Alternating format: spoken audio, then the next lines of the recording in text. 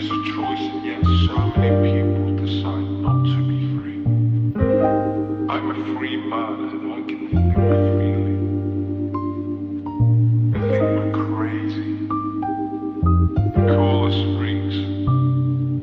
But I honestly get Joe, we're just happy.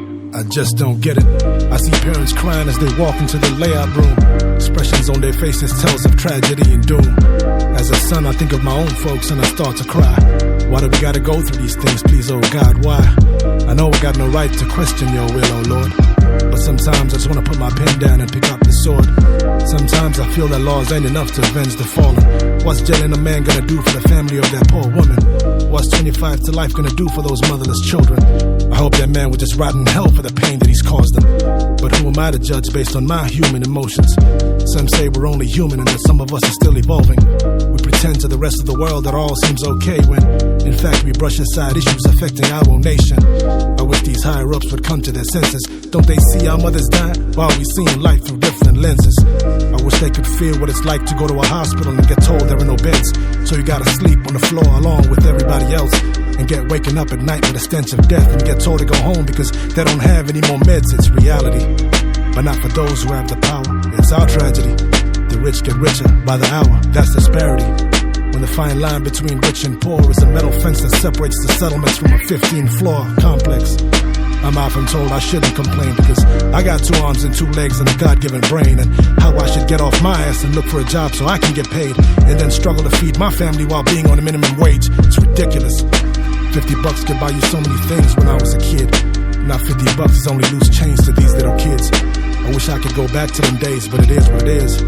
Life is rough, we gotta hold on tight, so best get a grip. We all on this ride together, whether you're poor or you're rich.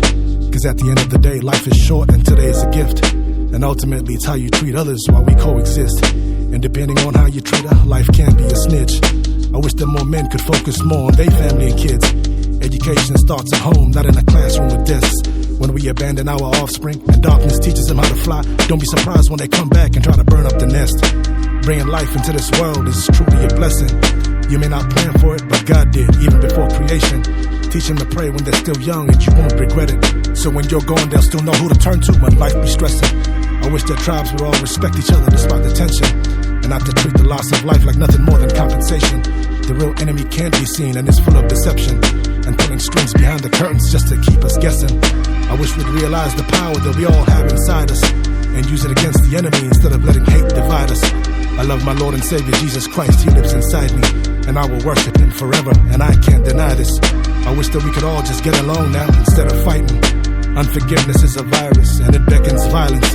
Just like there's only public outcry after someone dies, but when they're still alive and suffering, there is deafening silence. I wish more people would just understand what I'm trying to say.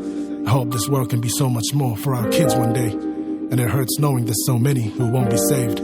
Dear Lord, teach us to be more human in the most Christ-like way.